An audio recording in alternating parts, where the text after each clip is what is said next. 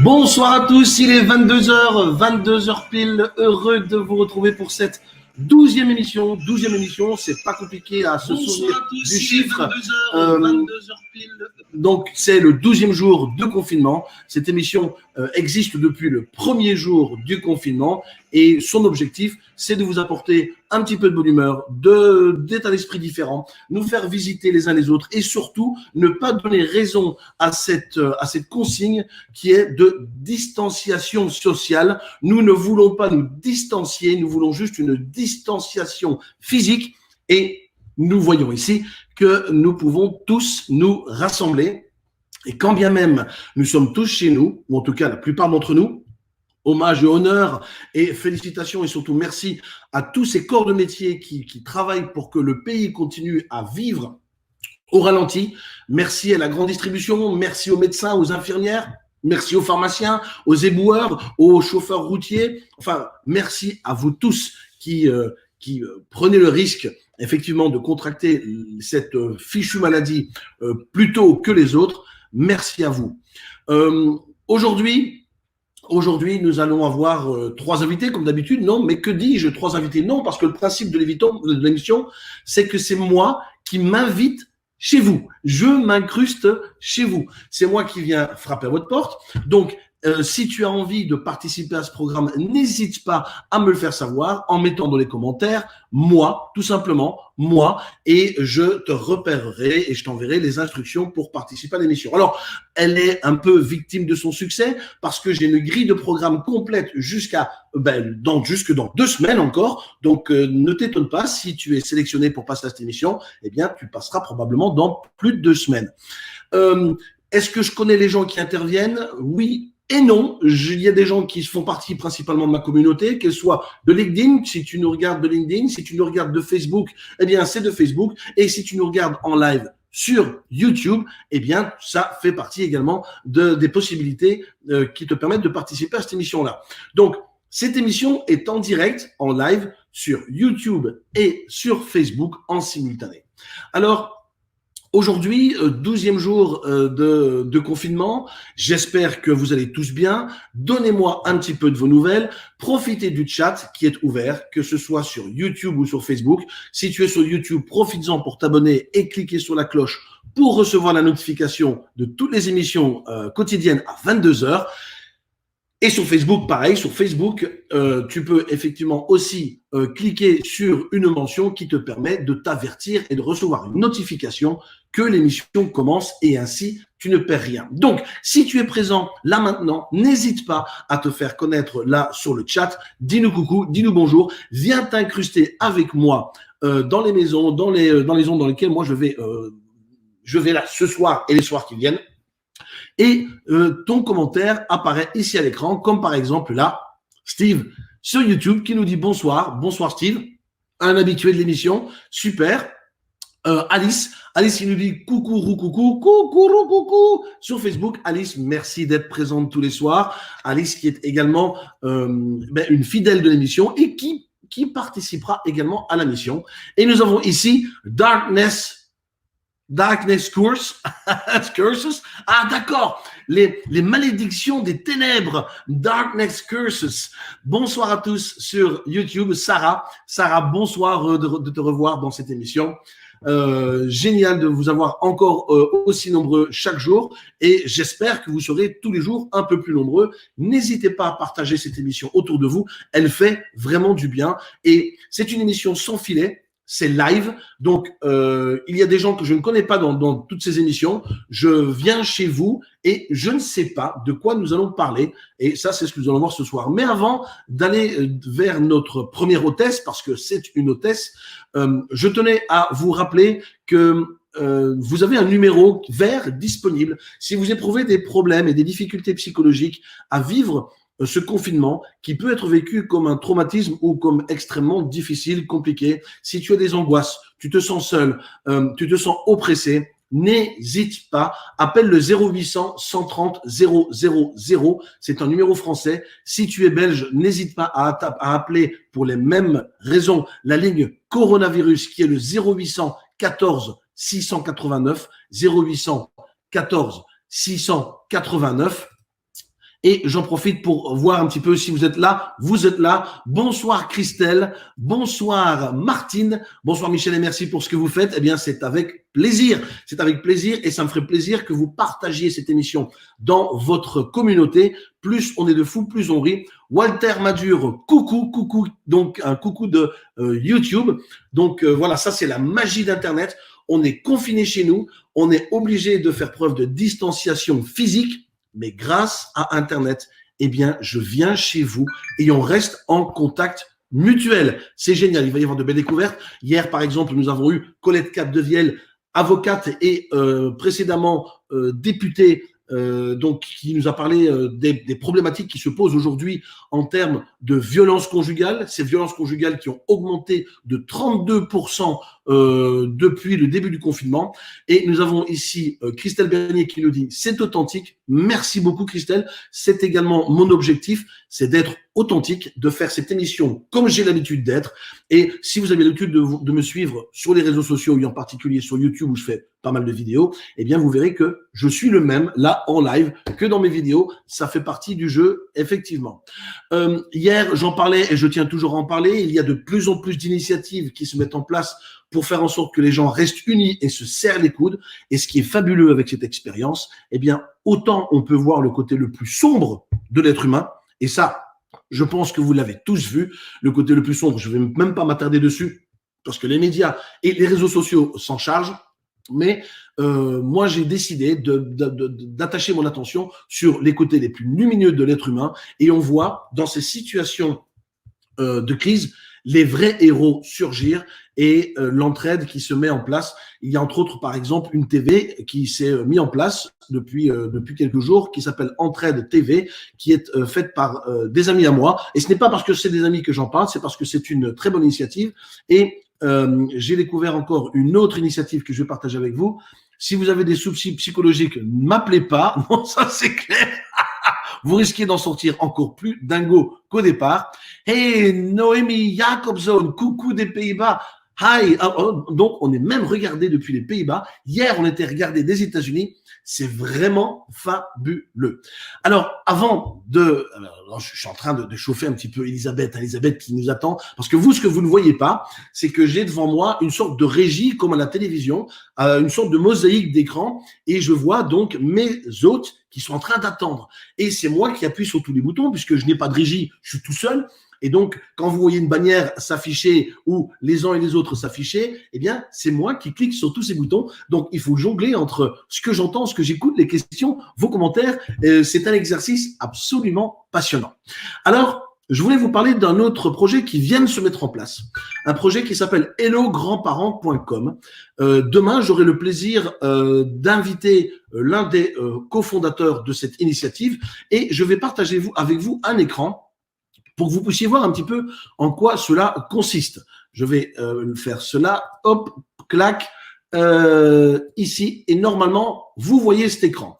Normalement, ça doit être bon. Voilà, vous voyez cet écran, et sur cet écran, vous allez sur allograndparents.com, et c'est une initiative qui a été prise donc par également des gens que je connais.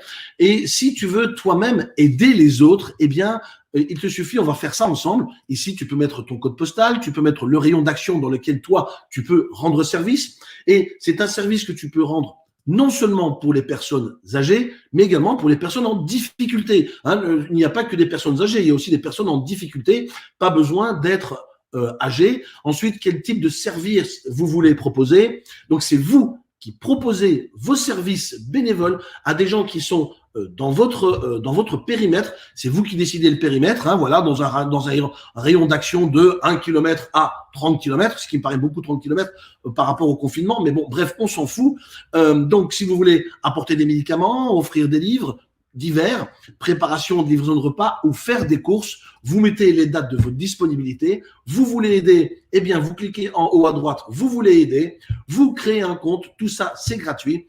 Donc, c'est vraiment une action de solidarité. On est tous confinés, mais on peut tous aussi s'entraider. Et je trouve que cette initiative est fabuleuse. Donc, vous pouvez voir, il y a une vidéo de présentation, donc vous pouvez faire des achats, apporter des médicaments, faire des actions. Voilà, agissez. Il y a des gens qui comptent sur vous et voilà, hellograndsparents.com. C'est ce que je voulais partager avec vous avant de commencer cette émission, parce que je pense que toutes ces initiatives méritent d'être citées. Monique de YouTube, bonsoir, comment allez-vous? Eh bien, Monique, je vais très bien. Tu sais quoi, Monique? J'attends ce moment toujours avec impatience. C'est à 10h du soir. C'est une heure d'écoute plutôt facile. Bon, bien entendu, ça peut être tard pour certains d'entre nous, mais peu importe. Ça peut être regardé également en replay sur YouTube ou sur Facebook.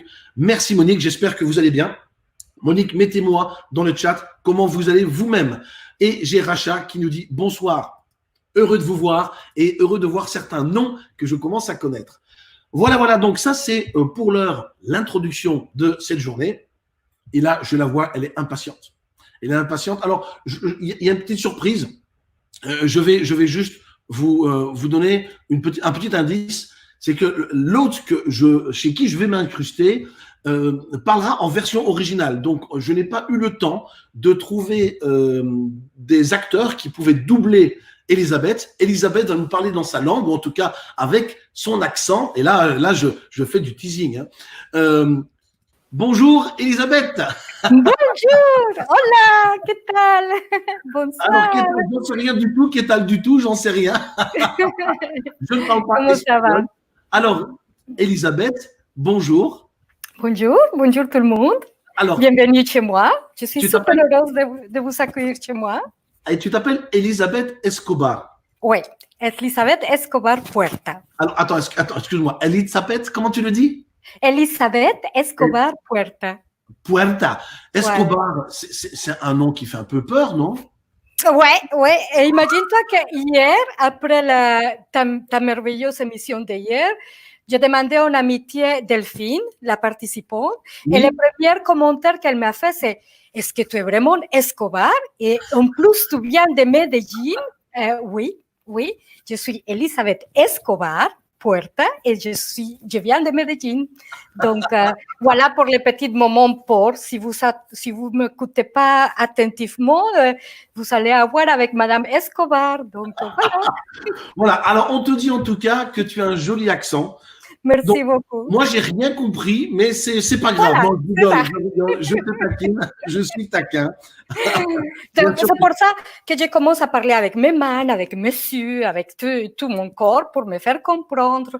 Non, mais je vous préviens, il y a certainement que je ne sais pas prononcer, donc par exemple et des autres mots, donc je dois montrer certaines parties de mon corps pour éviter des malentendus. Parce qu'il y a certainement que je ne sais pas prononcer. Le cou, par exemple.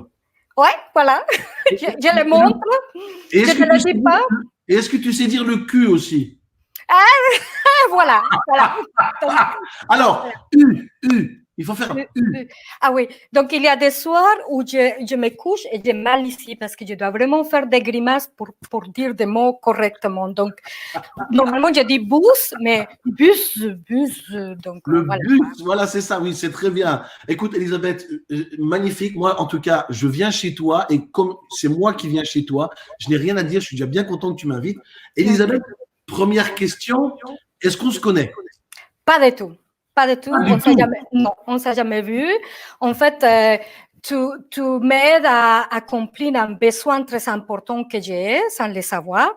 Je suis accro à quelque chose. J'ai une addiction et sans le savoir, toi, tu m'aides à faire ça. Donc, je t'ai trouvé sur Internet, sur Facebook, et je me suis dit, voilà, c'est le mec qu'il me faut. Et je t'ai demandé une amitié et je suis tes vidéos parce que je vais vous parler de ma petite addiction après. Donc, okay, mais voilà, mais comme vous êtes venu chez moi, donc, s'il vous plaît, avant de rentrer chez moi, il faut enlever les chaussures. Je suis désolée, mais c'est comme ça que je vous reçois une chaussette. D'accord. Donc, il n'y a pas de souci pour les odeurs. C'est bon, j'ai pas de trou. C'est bon, j'ai pas de trou. Voilà, génial. Donc, allez, tout le monde, en chaussettes, on enlève les chaussettes. Alors, voilà, vous avez entendu, Elisabeth, tout le monde en chaussettes, vous enlevez vos chaussettes. Enfin, normalement, puisqu'on est confiné chez soi, si ça se trouve, tout le monde est déjà en chaussettes charentaises voilà. Et peut-être même pieds nus. Hein. Voilà.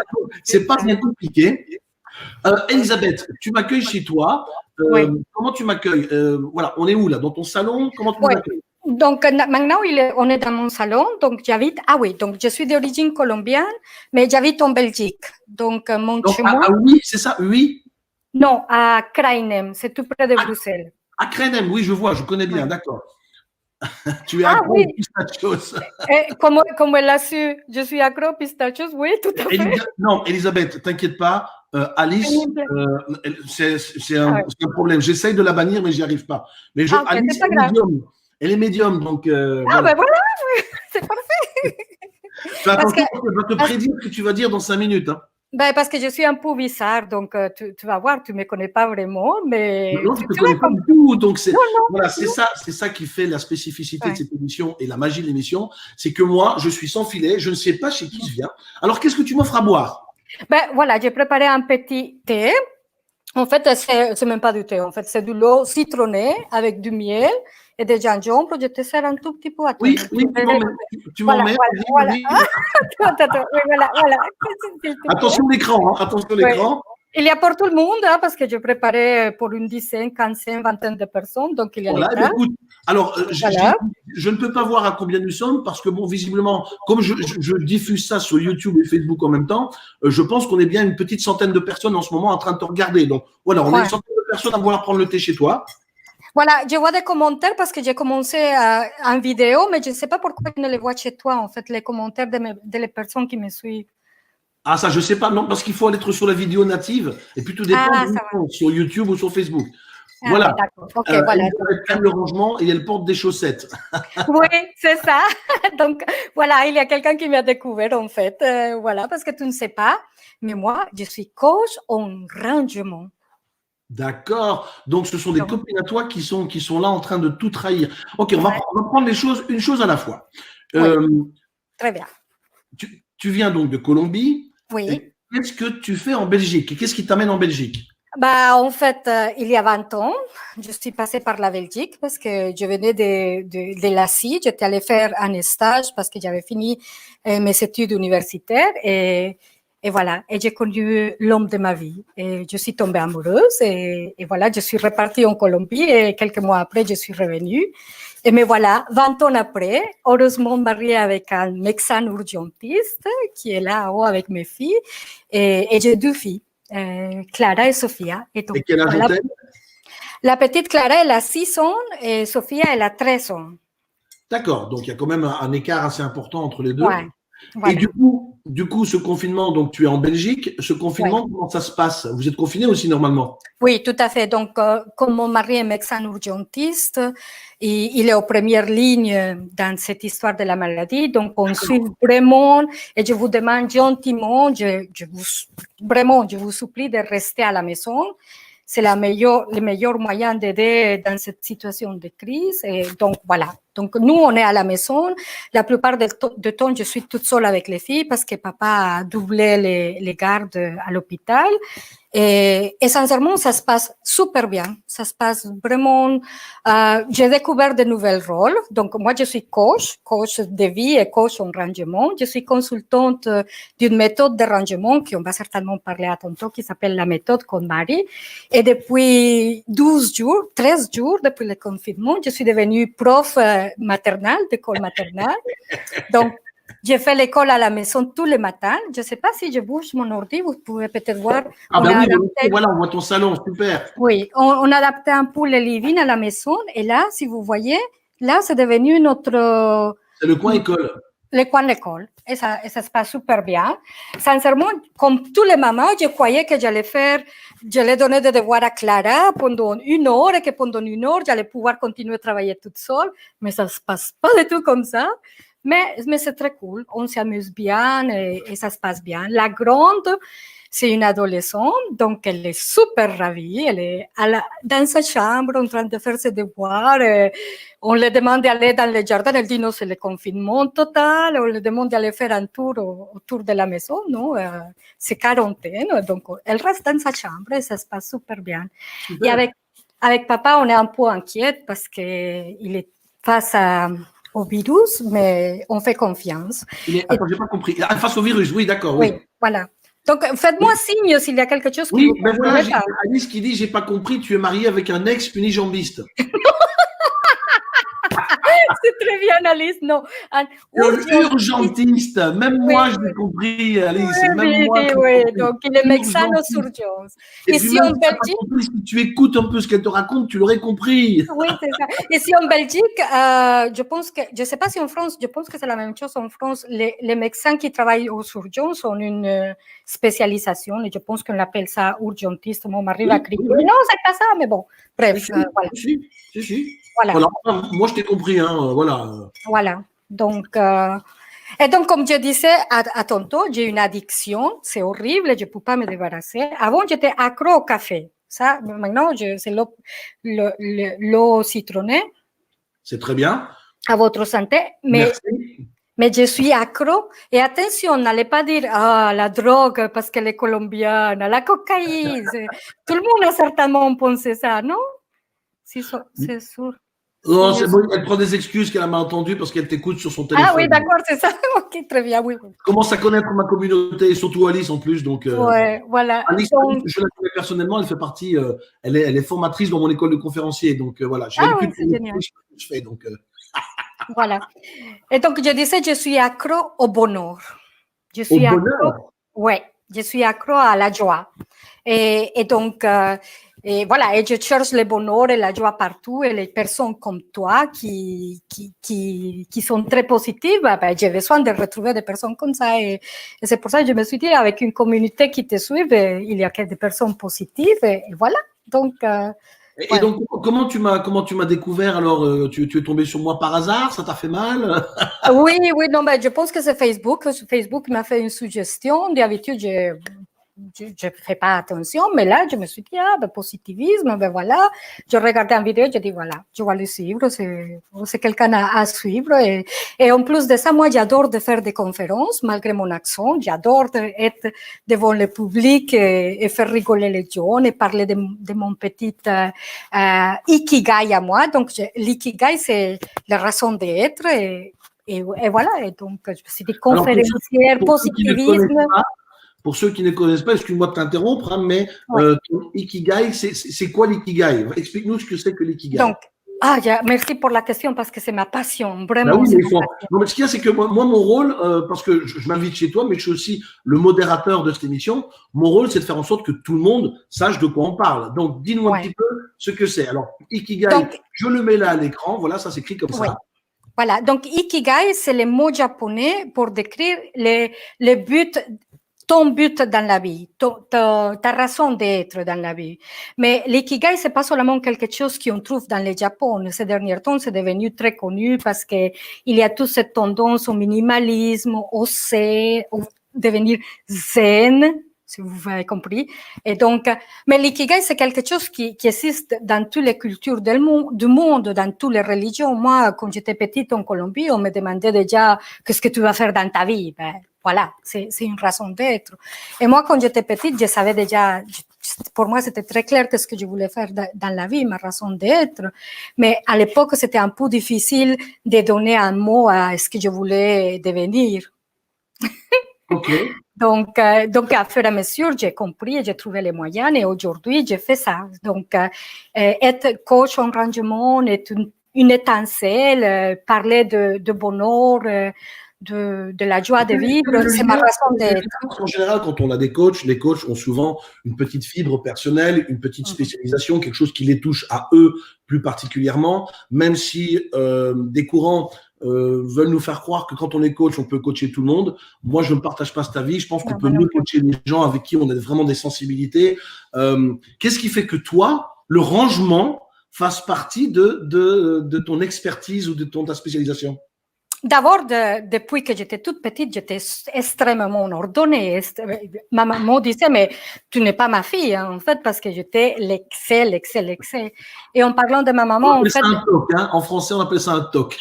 Oui, voilà, c'est ça. Oui, c'était limite comme ça, mais c'était vraiment l'extrême. Et en fait, quand j'avais 14 ans et demi, ma maman avait 44 ans, donc il y a 30 ans. Et une après-midi, elle est revenue de son travail. Elle travaillait avec mon père dans un petit restaurant.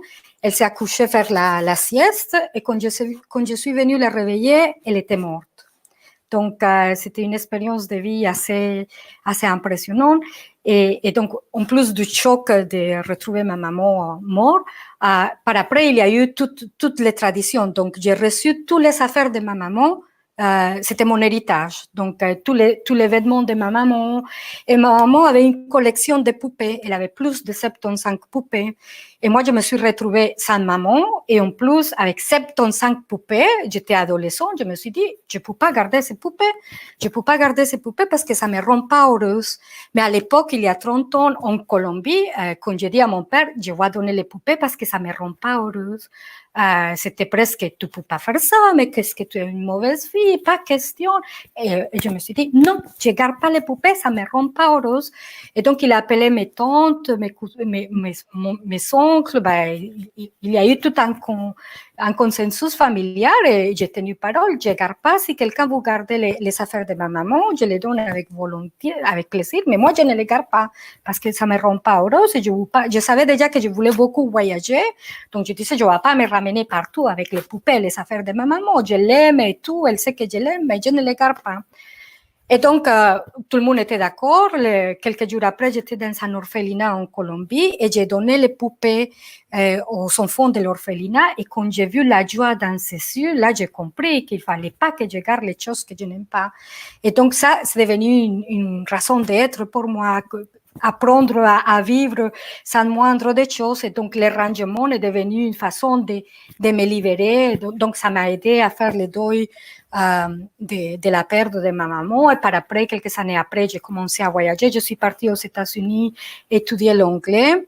Et tout à fait par hasard, entre guillemets, j'ai vécu avec une famille japonaise. Donc, j'ai vécu pendant 9 mois aux États-Unis, à Atlanta, dans une famille japonaise. Ah, c'est chouette.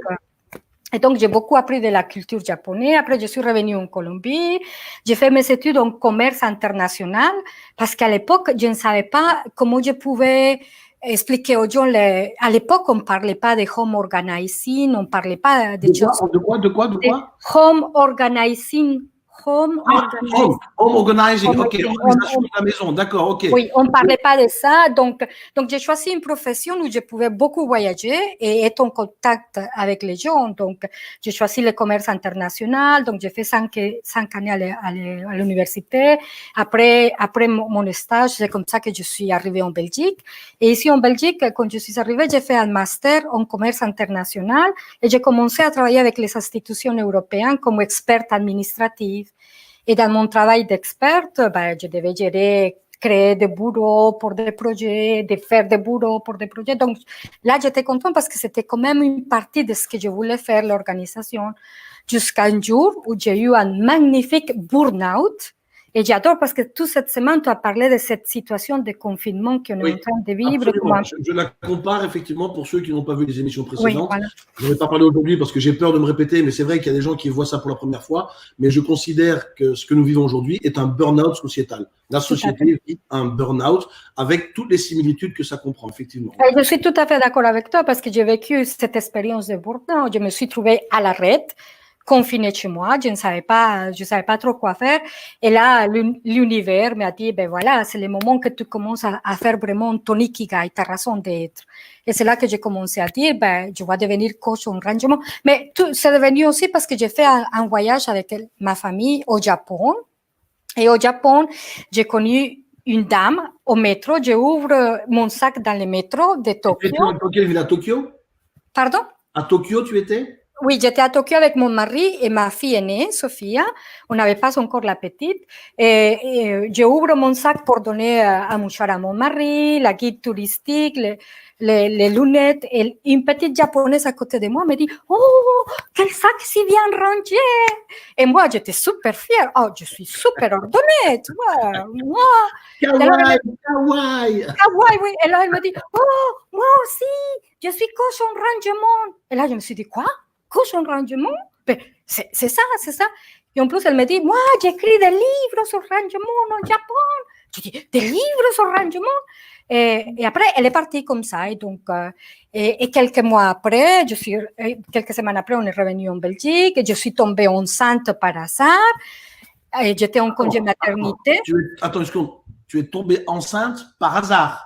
Entre guillemets, parce que j'avais une fille Et je n'arrivais pas, enceinte par hasard. je sais, oui, par hasard, entre guillemets. Voilà, un jour, je me lève, merde, je suis enceinte, j'ai rien compris. Oui, Moi. c'est ça. Mais en fait, on trouve. Alors, on va t'appeler Sainte Marie, priez pour nous, pauvres pécheurs. Non, non, mais mon mari est 100% responsable, 100% Oui. responsable. Voilà. Non, en fait, on cherchait plus à avoir un deuxième enfant parce qu'on avait eu très difficile. Donc, j'avais fait des fausses couches. Donc, on avait arrêté l'histoire d'avoir un deuxième enfant. On était au Japon, dans un temple japonais. Donc, je ne sais pas si vous connaissez les temples japonais, les tori. Oui, j'adore. Alors, oui, le tori, c'est pas un temple. Le tori, c'est Non, voilà, la porte d'entrée. Donc, on était dans l'île, j'oublie toujours l'île, le nom de l'île en face de Hiroshima. Miyajima, c'est l'île de Miyajima. Oui, voilà. Et donc, ma fille a fait 12 souhaits. On avait le droit à faire 12 souhaits. Et les premiers souhaits, c'était Alors, tu dis bien souhaits, c'est des souhaits ou c'est des chouettes? Non. Je te taquine, je te taquine. Je sais. Et donc, elle avait souhaité d'être riche et d'avoir un petit frère ou une petite soeur. Et moi, maman, un peu comme nous, les mamans, oh, ma belle, tu as raté, c'est pas possible, tu vois. Le lendemain, on revient à Tokyo. Et dans le métro de Tokyo, qui est un des endroits les plus propres du monde. Ah oui, absolument. On peut manger par terre. Ma fille voit quelque chose par terre. Elle me pousse pour aller voir qu'est-ce que c'était par terre. Et qu'est-ce qu'on a trouvé? Un billet de 100 yens. 100 yens, c'est plus ou moins 50 €. Dans la tête d'une fille de 6 ans, elle a commencé à crier « Je suis riche, je suis riche, je suis riche ». Donc après, je dis à mon mari « Tu viens ici, tout de suite ». Et quelques mois après, elle a eu sa petite sœur. Et donc, c'est pour ça que je dis tout à fait par hasard. C'est mignon, c'est chouette. Et donc, on est dans cette histoire d'avoir accouché et tout, de burn-out. Et par après, on est en congé maternité. J'ai entendu dire qu'on avait traduit le livre d'un coach de rangement japonaise qui s'appelle Marie Kondo. Et je me suis dit, mais c'est elle, c'est la dame que j'ai connue. Oui, effectivement. Non, c'est quoi? C'est elle que tu as croisée? Oui, c'était. Oui, elle est connue dans le monde entier. Oui. Donc, et c'est là. Et j'ai envoyé un email en disant je veux devenir coach en rangement comme toi. C'est génial. Et donc, elle m'a dit oui, j'ai créé un programme de coach, de consultant de la méthode. Et je suis partie aux États-Unis et je me suis formée avec Marie Kondo même. Génial. Je suis consultante officielle de la méthode de rangement de Marie Kondo. Alors après, je vais dire un truc. Dès ce soir, tu pourras dire que tu as eu Michel Poulard chez toi à la maison. C'est pas mal aussi. Oui, voilà, c'est ça. Merci. Alors, envoyons un petit peu. Voilà, c'est trop beau, c'est une belle histoire, on te dit. Et tu les ranges où tes enfants en ce moment? Voilà. Ouais. Elles sont bien rangées tout à haut. Elles profitent que c'est le week-end et donc elles regardent un film avec papa. J'avais demandé si elles voulaient descendre faire un petit coucou, mais je suis pas certaine qu'elles vont le faire. Et pour la petite histoire, quand j'ai commencé avec cette histoire, j'ai dit à mon mari, je vais devenir coach en rangement. Il m'a dit quoi, tu vas devenir femme de ménage? Mais non, c'est pas ça. Et donc j'ai commencé, j'étais allée voir Marie Kondo. J'ai eu ma photo avec Marie Kondo, mon titre de consultant certifié, mais la petite famille ne suivait pas trop, donc on avait une maison quand même assez désordonnée. Mais j'ai appris aussi qu'en fait, il y a quelque chose que j'appelle l'effet boule de neige. Donc, j'ai commencé à faire les rangements, moi, toute seule, de mon coin, de mon côté. Et quand elles ont commencé à voir que ça marchait, en plus que j'ai commencé à devenir quelqu'un vraiment heureuse et quelqu'un vraiment bien, finalement, elles se sont mis à faire les rangements et maintenant, je peux vous montrer leur chambre et c'est magnifique. Le seul souci de faire la méthode de rangement avec mes enfants, c'est qu'avant, je pouvais dire « T'es puni, va ranger ta chambre !» Maintenant, je ne peux pas dire ça. Maintenant, c'est « T'es puni, plus de télé. » Voilà. Donc, Alors, ma chère Elisabeth, on va revenir sur ta profession parce que c'est quand même pour moi, je trouve, assez atypique et intéressant parce que des coachs de rangement, j'en connais pas beaucoup. Mais je veux d'abord, c'est aussi l'objectif de l'émission, c'est de parler aussi de notre confinement pour que les gens qui nous regardent peuvent peut-être avoir des idées ou peuvent peut-être se reconnaître en toi, peuvent peut-être aussi se sentir moins seuls parce que parfois, ce qui fait qu'on se sent seul, c'est qu'on a l'impression qu'on est les seuls à vivre ou à ressentir la même chose. Et le but de cette émission, c'est peut-être de nous connecter avec des gens qui vivent la même chose que nous et c'est quelque part rassurant. Alors, dis-moi, Elisabeth, toi, aujourd'hui, qu'est-ce que tu fais pour tuer le temps? Alors, tu as 2 enfants, donc déjà, mais comment tu fais pour tuer le temps? Qu'est-ce qui a changé dans ton quotidien par rapport à avant? Donc, avant, pendant que les filles étaient à l'école, j'avais le temps de m'occuper de mes coachings, de préparer mes affaires. Maintenant, ce n'est plus le cas. Donc, comme la plupart des mamans, j'ai fait l'école à la maison. Et donc, sincèrement, j'ai l'impression que je n'ai plus de temps pour moi, que je n'ai plus le temps de rien faire. Donc, on a fait un magnifique planning. Il est collé, je ne sais pas si vous arrivez à la voir, sur la porte d'entrée, le petit cadre là. Tu peux. Je peux aller vous montrer. Oui, si tu as un ordinateur portable, montre-le nous. Oui, voilà. On visite carrément ta maison, voilà. Voilà les amis, ça c'est la beauté de l'émission. Alors, montre-nous un peu, explique-nous comment ça. Attends, je vais t'agrandir l'écran. Donc, on a fait un petit planning de tous les jours. Donc, comme une des tâches les plus compliquées maintenant, c'est faire à manger tout le temps. Je ne sais pas vous, mais mes enfants sont tout le temps, j'ai faim, maman, j'ai faim, on mange quand? Donc, on a décidé qui fait le petit déjeuner chaque jour, qui fait les desserts chaque jour et qui fait à manger à midi chaque jour. Et bon, après, le soir, je considère que c'est comme d'habitude. Mais pendant la quarantaine, on a décidé un jour différent pour chaque personne. Et on a des activités. Donc, chaque jour, on décide. Le son devient mauvais, là. Je t'entends de moins en moins bien. Je vais m'asseoir peut-être comme ça. Je ne sais pas, je t'entendais plus bien.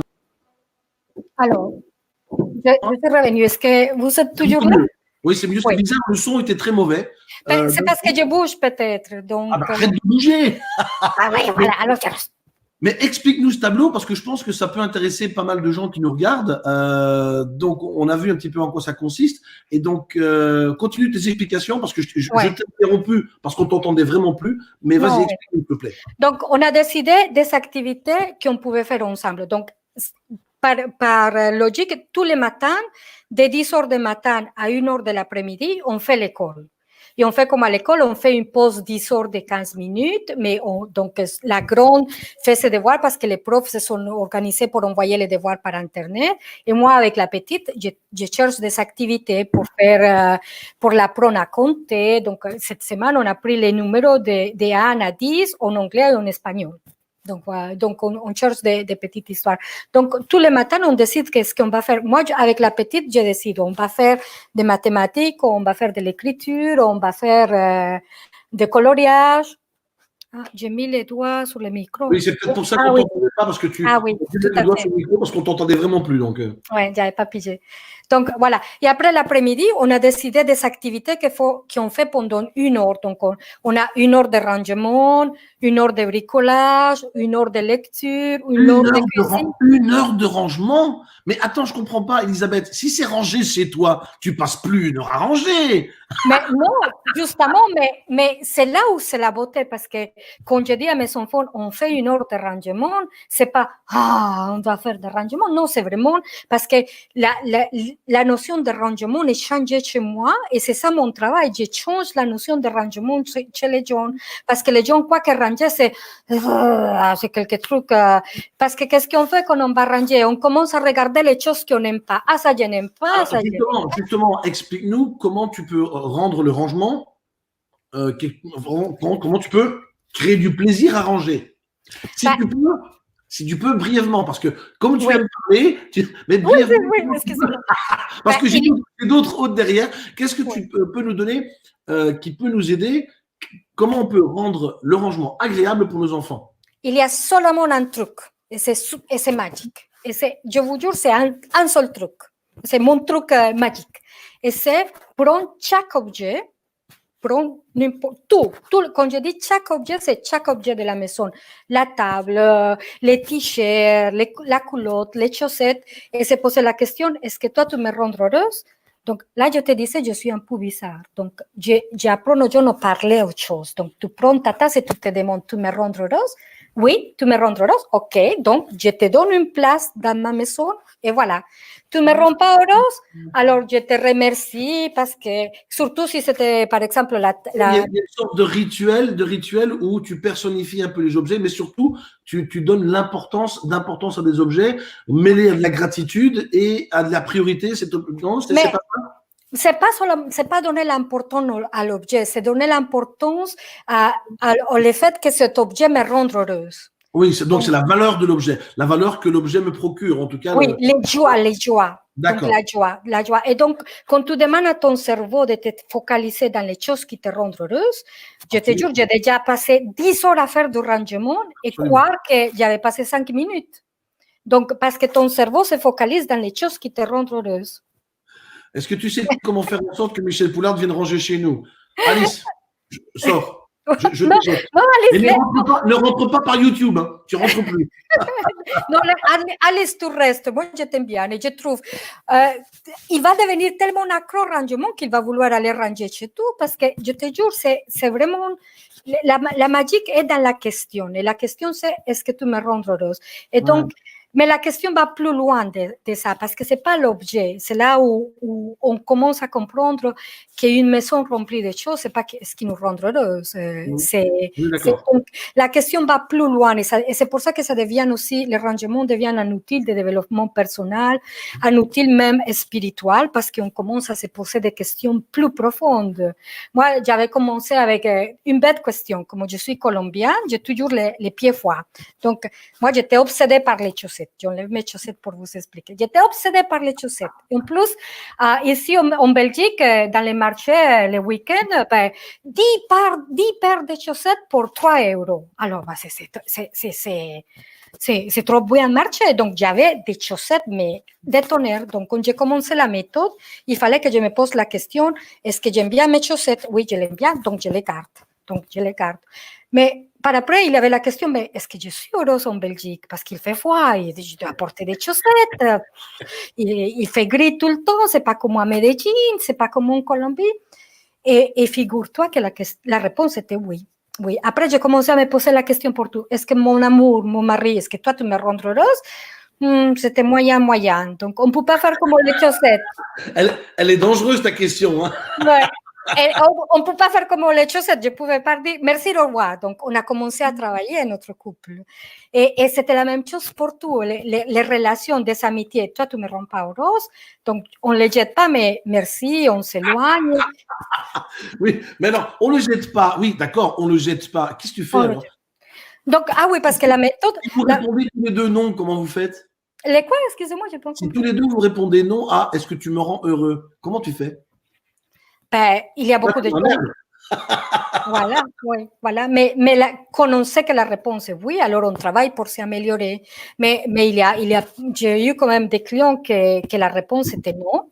Et c'était évident. Et voilà, donc on le fait d'une façon, on remercie l'autre personne, on se focalise dans les choses positives et on passe à autre chose. Donc, j'ai eu le cas de clients qui ont fait la même chose pour leur travail et qui finalement disaient, mais je suis en train de faire le métier. Oui, parce que cette question, en fait, tu peux la poser dans tous les domaines de vie, que ce soit dans l'amour, dans des activités professionnelles ou même dans ce que tu fais, tu peux la poser. C'est une question qui est très importante et qui nous relie aussi à notre enthousiasme et la motivation de ce qu'on fait.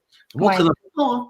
Et c'est très lié aussi à notre raison d'être. C'est pour ça que je suis passionnée par la raison d'être, parce que en faisant les chaussettes, en faisant les vêtements dans une maison, on retrouve sa raison d'être. Je te raconte une autre histoire. Quand j'ai commencé la méthode de rangement, la méthode te dit, tu mets tous les vêtements dans une pièce, tu fais une montagne avec tes vêtements. Moi, j'étais madame organisation, donc je disais, Marie Kondo, elle va rien m'apprendre. Mais j'ai mis quand même mes vêtements dans une montagne. Au début, c'était ici en Belgique, on a un endroit qui s'appelle la baraque de friture. C'est 600 mètres. Alors, la baraque de friture en Belgique, c'est le point culminant en Belgique. C'est, comme il n'y a pas de montagne, c'est la plus grosse colline. Oui, voilà, c'est ça. Une montagnette belge. Voilà. Et donc, mes vêtements. Avec friture, hein, c'est friture, attention. Oui, c'est ça, oui. Et donc, mes vêtements, c'était comme ça. Mais après, j'étais vraiment allée chercher tous mes vêtements et c'est devenu vraiment le mont Kilimanjaro. Et là, c'était waouh, j'ai autant de vêtements. Et j'ai commencé avec la question tu me rends heureuse. Et j'ai remarqué que les 3 premiers vêtements que j'avais, il y avait des fleurs partout. Donc, si tu vois, moi, j'adore la couleur verte, les fleurs. Et là, je me suis rappelé que j'ai voulu toujours devenir floriste. Mais depuis que j'étais petite, en Colombie, on m'avait dit, tu n'as pas la main verte. Donc, tu n'as pas la main verte, tu es un cactus. Donc, j'avais jamais essayé de devenir floriste parce qu'on m'avait dit ça. Et là, en faisant la méthode de rangement, je me suis dit, mais c'est un rêve. Mais voilà, je m'en fous de cette histoire. Je vais faire un cours d'art floral. je me suis inscrite en cours d'art floral. Tu te donnes les moyens, quoi. Pardon? Tu te donnes les moyens. Et dans mon cours d'art floral, ma prof m'a dit, tu es douée, deviens floriste. Voilà, je suis devenue floriste. Moi qui n'avais pas la main verte. Et donc, mais je suis floriste par passion, je l'ai fait en fait, j'adore les fleurs. Et donc, mais c'était aussi un moyen pour me prouver moi-même et prouver aux gens que tous les métiers sont liés à notre raison d'être. Donc, Ouais, bien sûr. moi, devenir floriste m'a aidé à comprendre que je peux me réinventer chaque fois. En fait, tous les métiers. Attends, je vais peut-être temporiser ce que tu dis. Tous les métiers qu'on fait ne sont pas la raison d'être, parce qu'il y a beaucoup de gens qui font des métiers pour des raisons purement alimentaires. Hein. Tout à fait, oui. Autour de nous, il y a probablement beaucoup plus de gens qui travaillent juste pour gagner leur vie et payer leurs factures que de gens qui ont vraiment choisi ce qu'ils veulent faire ou leur raison d'être. Mais attention, parce que je sais que je suis exagérément positive, mais je dis aux gens, parfois... Tu es positive et réaliste en même temps. Oui, mais moi, par exemple, j'ai fait le métier d'expert administratif et financier pendant 14 ans et je savais que ce n'était pas ma raison d'être, mais j'ai appris énormément de choses et j'ai appris des choses qui aujourd'hui m'aident beaucoup à faire réalité ma raison d'être. Donc, je dis aux gens, il ne faut pas négliger le travail qu'on fait pour le moment. Il y a des gens qui dépriment, oui, mais mon rêve, c'est faire ça et je ne peux pas me profiter de ce que tu es en train d'apprendre maintenant. Aussi pour la petite histoire, merci, j'adore faire des conférences. Voilà, aussi pour la petite histoire, mon tout premier travail aux États-Unis, quand je suis partie étudier l'anglais aux États-Unis, il y avait une dame américaine avec 5 enfants qui me payait tous les week-ends pour plier des chaussettes. Imagine. Pour payer des chaussettes? Pour plier les chaussettes. D'accord. Donc, 30 ans après, maintenant, mon travail, c'est expliquer aux gens que tu dois demander si tes chaussettes font rose et que tu dois les plier à la façon sushi et les remercier. Et voilà. Et c'est ça que j'ai fait. Donc, j'avais jamais cru qu'il y a un si bel travail comme ça, 30 ans après, aller faire partie de ma raison d'être. C'est ton état d'esprit qui fait que le travail devient passionnant ou pas. Tout à fait. Moi aussi, il m'est arrivé dans une première partie, comme beaucoup de jeunes, quand on commence, on fait pas toujours ce qu'on a envie de faire, on bosse parce qu'il faut bosser. Et moi, je me souviens, dans les années 90, tiens, je viens de prendre un coup de vieux là maintenant. Eh bien, j'avais un bon job et puis il y a eu une récession, j'ai perdu mon travail et difficile de trouver un emploi et j'ai été chauffeur de taxi. Et jamais je m'étais prédestiné à être chauffeur de taxi. Néanmoins, cet état d'esprit, je l'ai toujours avec moi. Je me dis, mais tant qu'à faire, essaye de t'en amuser, essaye d'en trouver des avantages. Et d'apprendre. J'ai commencé à apprécier ce métier, à en voir les avantages. J'étais chauffeur de taxi à Rotterdam parce que j'habitais en Hollande. Et j'allais sur les plus grands navires du monde. J'allais sur les pétroliers, j'allais sur les porte-containers. Et voilà, ça, c'est des choses que les communs du mortel, normalement, ne font pas. Voilà. Mais c'est vrai qu'à un moment donné, même si notre métier est alimentaire, on peut nous-mêmes en faire quelque chose qui nous donne au moins, qui nous procure du plaisir. Ça, c'est aussi un état d'esprit. Hein. Et en revenant au confinement, maintenant, il y a plein de gens qui disent, mais non, ma vie est foutue, économiquement, je ne vais pas m'en sortir. Mais non, attends, regarde les côtés positifs. J'ai une technique de coaching, c'est que moi qui l'utilise, mais je vous la donne. Elle n'est pas brevetée, je n'ai pas fait des études pour dire que ça marche, mais je vous jure que ça marche. Et ma technique, c'est l'exagération. Moi, j'adore exagérer tout ce qui est positif. Je ne sais pas si tu as remarqué, mais je dis jamais merci. Je dis merci, ou merci beaucoup, ou 1000 merci. Et je dis jamais bien, je dis super bien, génial. Et moi, je pense qu'il faut faire ça. Il faut exagérer tout ce qui est positif et diminuer tout ce qui est négatif. On est confiné, oui, on est confiné, mais on est à la maison, on est avec nos enfants, on partage des moments qu'on n'avait pas l'opportunité de partager avant, on fait des choses qu'on n'avait pas l'opportunité de faire avant. Maintenant, moi je me sens prêt à gérer une classe. Je gère qu'une seule étudiant, mais je me sens prêt quand même à gérer une classe par après, parce que je dis, j'ai appris des choses cette semaine. Justement, je voulais en venir là-dessus. Qu'est-ce que toi, tu retiens de cette expérience mondiale, de cette expérience de confinement? Qu'est-ce que toi, tu en retiens? Justement, comme je regarde que les côtés positifs, je retiens ces liens qu'on est en train de créer. Je disais à ma voisine, je parlais avec ma voisine 1 mètre et demi de distance. Je disais, j'avais jamais passé autant de temps au téléphone avec mes amis, mes copines, mes clientes en Colombie, aux États-Unis, que cette semaine. J'ai vraiment pas le temps de m'ennuyer parce que comme on est en état exceptionnel, on prend soin des gens. Et donc, j'ai repris le contact avec la meilleure amie de ma maman. Donc, elle a 76 ans. J'ai passé 1 heure et demie la semaine passée avec WhatsApp avec elle, en train de parler des choses. Pour résumer, Elisabeth, excuse-moi, parce que j'ai encore deux personnes. Pour résumer, ce que toi tu en conclus, si j'entends bien et si j'écoute bien entre les lignes, les liens sociaux se sont améliorés, ou en tout cas, tu en profites pour rencontrer, parler avec des gens avec qui tu n'avais peut-être pas le temps ou pas fait, quoi. Oui, et aussi, comme Nathalie vient de le dire, profiter du moment présent. Moi, ça, avec le rangement, je l'ai appris, tu vois, parce qu'avec le rangement, on apprend à laisser partir les choses qui viennent de passer. Bien, mon corps, tu viens de dire coucou. J'ai une petite invitée. Voilà, c'est Clara. Elle n'entend pas parce que j'ai mes écouteurs. Tu fais coucou comme ça. Voilà, donc C'est mignon comme tout. C'est profiter du moment présent parce que quand je fais les coachings de rangement, il y a des gens qui me disent non, mais je garde ça parce que je vais maigrir peut-être demain, ou je garde ça parce que j'aurai besoin. Non, il faut profiter du moment présent. Donc, oui, d'accord. Je vais juste te poser encore une dernière question. Je te remercie parce qu'on pourrait discuter toute la soirée, rien que toi et moi. Ça, c'est clair. En tout cas, Elisabeth, tu es vraiment une belle surprise. Tu es une belle rencontre. Et quand je dis belle surprise, pour ceux qui prennent l'émission en vol, bien, Elisabeth, je ne la connais pas. Voilà, donc c'est pour moi toujours une prise de risque. C'est sans filet. Je ne sais pas chez qui je tombe. Et tu es une belle surprise. Merci. Elisabeth, quelle est ta musique du moment? Bien sûr, je pense ce matin parce que j'écoute énormément des chanteurs français, mais je voulais vous partager une musique colombienne.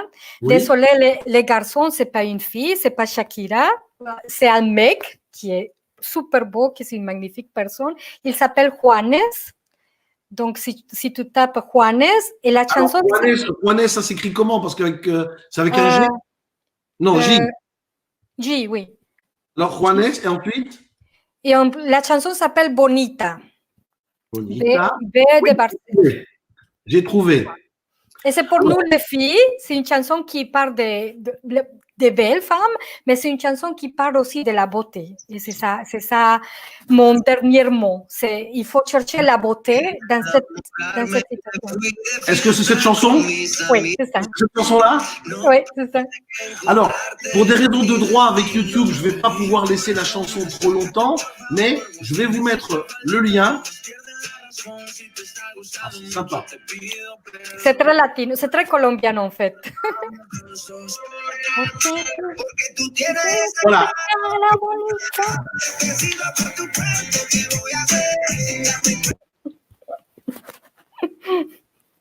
Aussi, j'adore, je vais me la garder, je me la mets dans ma liste à écouter. Et surtout, chante-la pour ta femme, parce que c'est une chanson qui dit tu es magnifique, tu es belle, donc tu vas gagner des points avec elle. En tout cas, magnifique. Merci également pour ce partage, parce que c'est une très belle surprise. Tous les jours, j'entends une nouvelle chanson. C'est génial. Donc, allez-y, allez regarder ce clip, ça a l'air fabuleux. Elisabeth, merci. Merci à vous, merci à toi. Je te laisse, comme on est chez toi, c'est toi qui décides. Je te laisse à toi le dernier mot. Qu'est-ce que tu as envie de dire à nos auditeurs comme dernière parole? Il faut chercher la joie, le bonheur partout. Elle est partout. Elle est dans les toutes petites choses, les choses plus simples. Un petit thé avec des copains qu'on ne connaît pas, mais qui deviennent des bons amis. Et voilà, chercher la joie partout. Merci beaucoup, Elisabeth. Ça a été un moment d'évasion avec toi, d'évasion latino avec toi, entre la chanson, ton accent et tes expériences extraordinaires. Elisabeth, je suis sûr que tu as encore 1001 expériences à raconter. C'était fabuleux. Attends, je regarde. Voilà, il va me la chanter à moi. Oui, c'est ça, oui. Rêve. Je te souhaite une bonne soirée, Elisabeth. À très bientôt. On reste en contact. À vous aussi. Je vous adore. Merci. À bientôt. Ciao, merci.